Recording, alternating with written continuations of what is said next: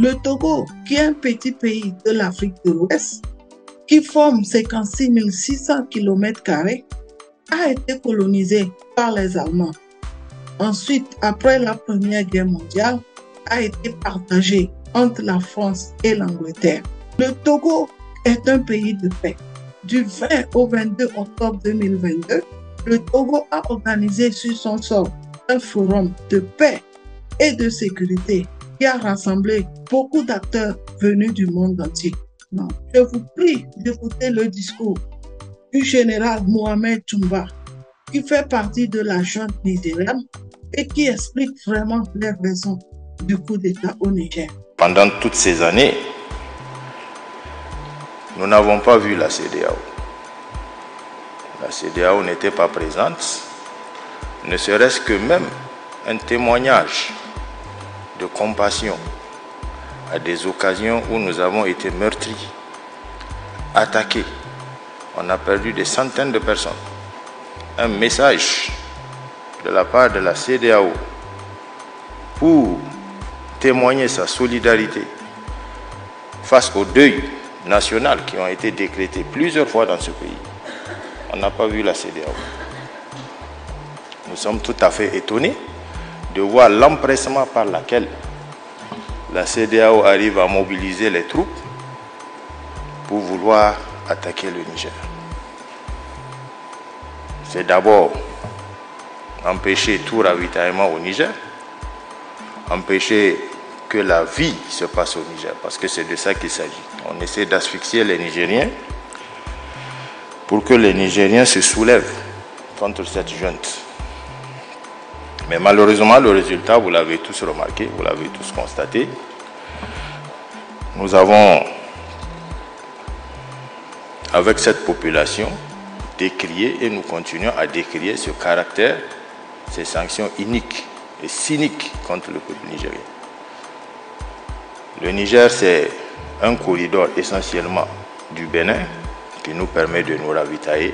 Nous sommes sans littoral. Malheureusement, le lendemain du coup d'État, ce corridor a été fermé. Nous avons des centaines de camions qui étaient sur ce corridor ce jour-là, avec beaucoup de produits, entre autres pharmaceutiques, alimentaires, des produits frais, commandés par les opérateurs économiques nigériens qui devraient rentrer par la frontière. Mais on n'a pas été compris. Automatiquement, la frontière fermée. Et aujourd'hui, je vous dis, des centaines de camions, des centaines d'opérateurs économiques ont perdu leurs biens à cause de cette situation. Mais ils continuent toujours à supporter cette junte-là, pour laquelle c'était haro sur le baudet. Les gens ne comprennent pas. Avec l'illusion démocratique qui a été entretenue par le régime déchu, montrant à la face du monde que tout est bien dans le meilleur des mondes possibles au Niger. La communauté internationale a manqué de discernement par rapport à cette situation. Nous avons juste voulu nous expliquer le 27 juillet pour que les gens comprennent en réalité qu'est-ce qui se passe au Niger. Cela n'a pas été le cas.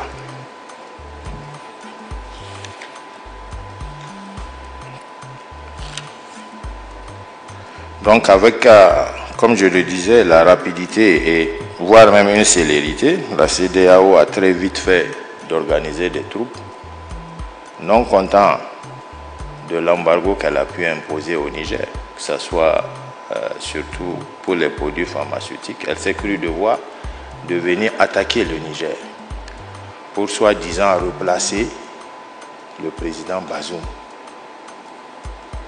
sur son pouvoir. Ça vaut quand même que c'est une utopie. On ne peut pas, dans de telles circonstances, dire qu'il va falloir venir attaquer le Niger et replacer le président. Militairement, on sait que ce n'est pas possible. C'est du domaine du fantasme. Quand nous savons dans quelles conditions se trouve le président et qu'aujourd'hui, je ne sais pas si cette technologie existe pour pouvoir venir chercher le président Bazoum. Nous le disons haut et fort, à une seule condition. Si on force, peut-être c'est son cadavre qu'il faut chercher. Et si tel est l'objectif, peut-être que l'attaque pourrait être justifiée. Et si ce n'est pas le cas, je ne vois pas dans quelles conditions on pourrait revenir essayer de replacer le président Bazoum en selle.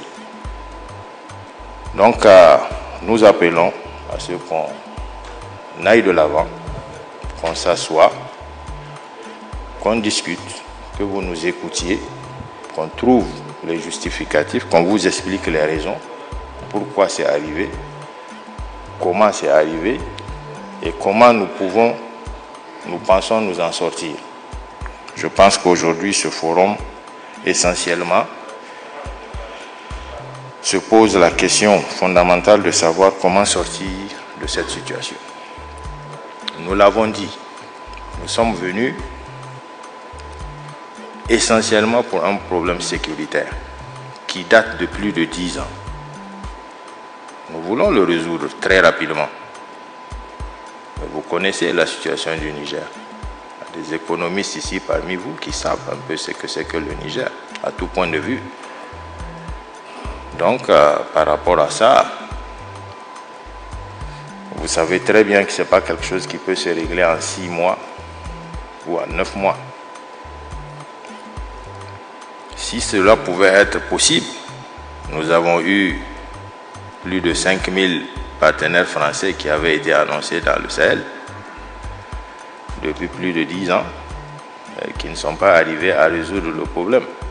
Et pourtant, qui connaît la capacité de la France? Donc, nous avons pris sur nous de dire qu'on ne va pas dépasser 3 ans. On ne dépassera pas 3 ans. Et nous savons que c'est assez réaliste. C'est vous qui êtes les experts. Vous pouvez apprécier. Et aussi, même dans ce délai que nous avons pris, c'était de demander que le forum auquel nous allons appeler la population, le peuple nigérien, le forum inclusif, qui sera convoqué sous peu, pourra décider autrement. S'il décide que c'est moins de 3 ans, ce serait moins de 3 ans. Donc voilà ce que nous, on a dit concernant cette sortie de crise. Maintenant, on s'est fixé un délai. Nous voulons, en réaction, que la communauté internationale nous accompagne, mais pas de continuer à imposer ces sanctions qui sont vraiment d'une autre nature sur le Niger. Imaginez un pays enclavé, un pays qui ne dispose pratiquement pas de grandes industries manufacturières. Même les produits pharmaceutiques sont obligés. On est obligé de les commander ailleurs. Et malheureusement, tout ceci ne vient pas par le canal habituel. Donc il y a des restrictions et il y a des difficultés qui arrivent. Et aujourd'hui, ces difficultés auxquelles nous sommes confrontés s'ajoutent à un problème d'électricité de tout le temps. Une partie de l'électricité est fournie par le Nigeria. Il ne faut pas se voiler la face. Du jour au lendemain, le Nigeria coupe l'électricité.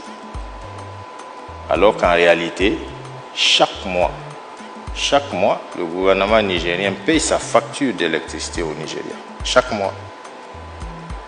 Donc on ne comprend pas dans cette dynamique de quel droit peut s'arroger le Nigeria de couper l'électricité au Niger. Imaginez un peu le nombre de morts que cela a pu causer dans les hôpitaux nigériens avant qu'on ne puisse se saisir de cette problématique. Donc c'est un peuple résilient qui est là-bas, qui attend d'être compris, qui attend que les amis du Niger, parce que c'est de ça qu'il s'agit, puissent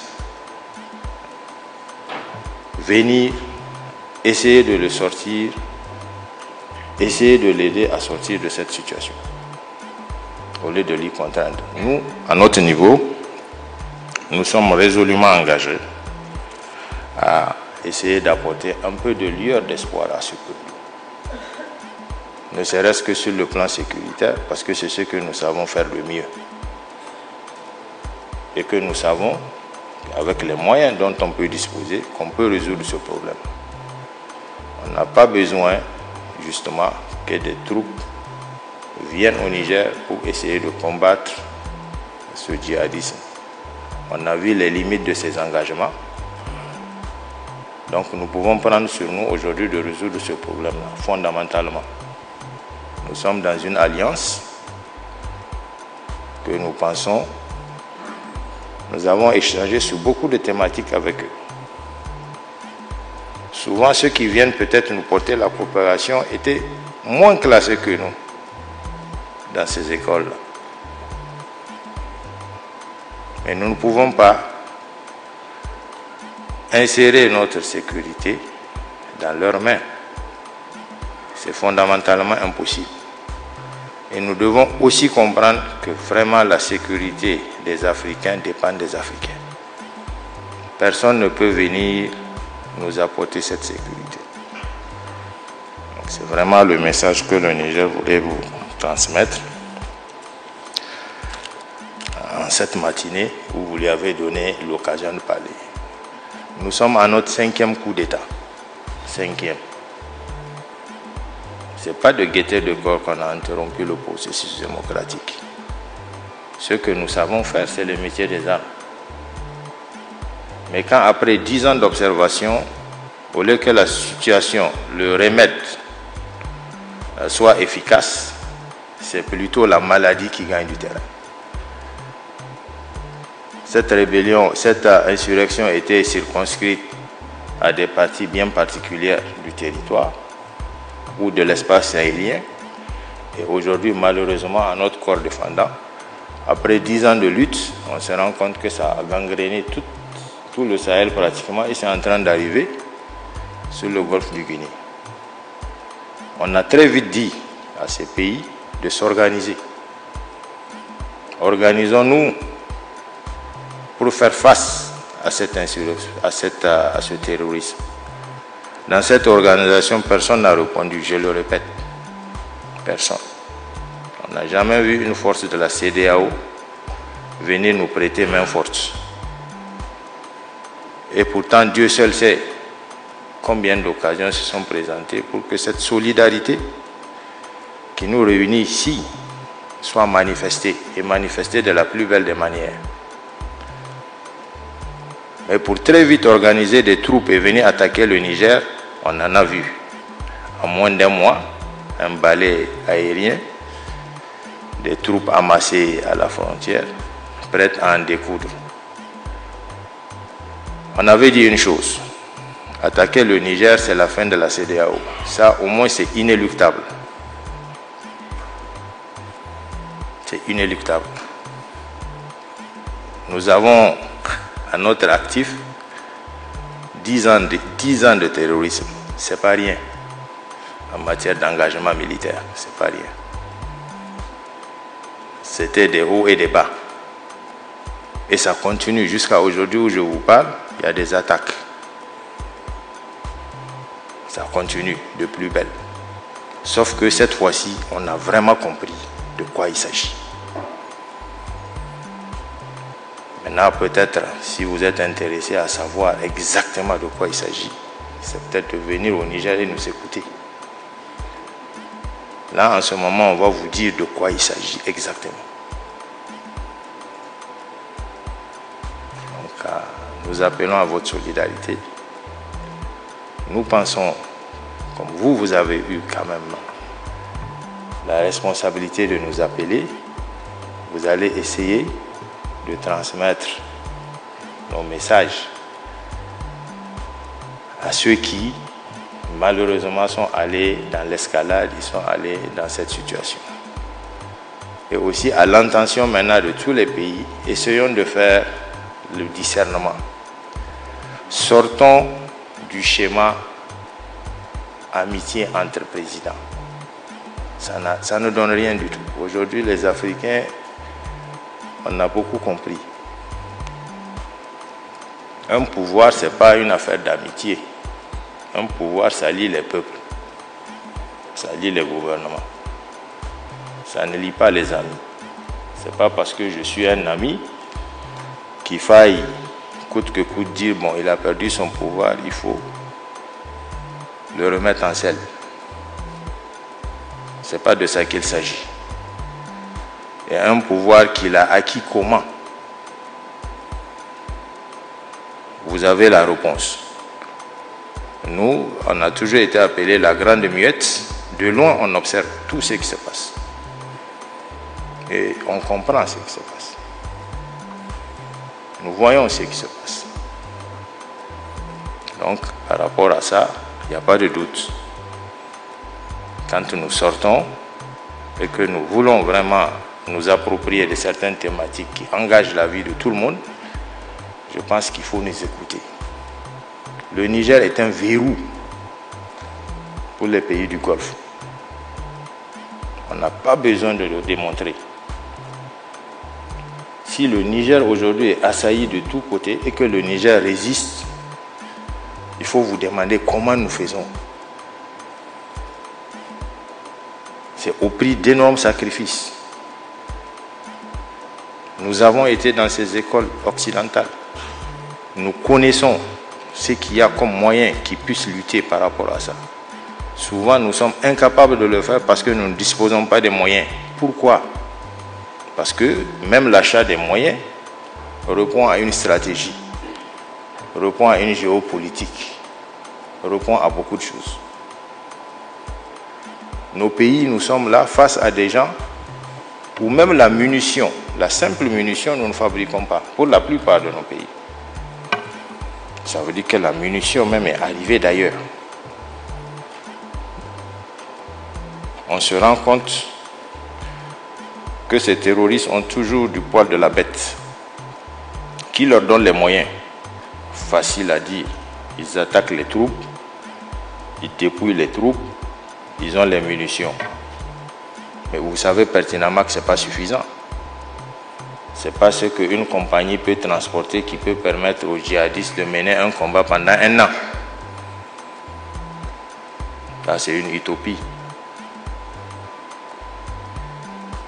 Donc, il y a beaucoup de questionnements qu'il faut se poser. Si nous voulons réellement que cette paix soit une réalité dans notre espace et en Afrique tout entière. Donc, vraiment, voilà ce que j'ai tenu à dire. Pour ne pas trop m'épancher, il y a beaucoup de choses dont vous avez la maîtrise, qu'on n'a pas besoin justement de refaire ici. Mais sachez que le Niger est disposé à l'écoute.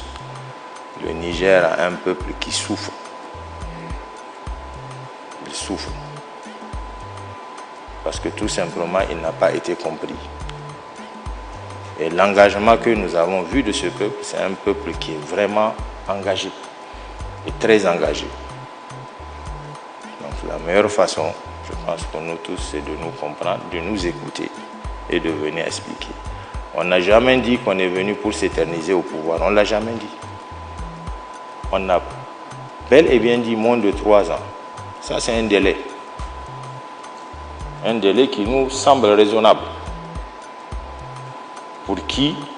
Un délai durant lequel nous pensons que le problème sécuritaire peut trouver un début de solution. Nous n'avons pas l'ambition de dire qu'on peut finir avec le terrorisme. Non. C'est une affaire mondiale, on le connaît. On le sait très bien. Mais au moins, nous pouvons apporter un peu de lueur d'espoir à cette population. Aujourd'hui, imaginez toute la bande sahélienne. Pratiquement, la population a été paupérisée. D'abord qu'elle n'avait rien. Et maintenant, c'est des milliers et des milliers de têtes de bétail. La seule économie à laquelle ils s'accrochent est perdue. C'est le bétail. Chaque matin que vous entendez, c'est des centaines de têtes de bétail qui sont ravies par les terroristes et qui disparaissent. Donc c'est des entrepreneurs de guerre qui sont là. C'est des bandits qui sont là, qui ne cherchent qu'à s'enrichir en réalité. On vous parle de la zone de 3 frontières. Nous avons la cartographie de la zone de 3 frontières. Nous savons chez qui il y a là-bas. C'est truffé de mines d'or. Merci beaucoup de m'avoir écouté et à très bientôt pour une nouvelle information.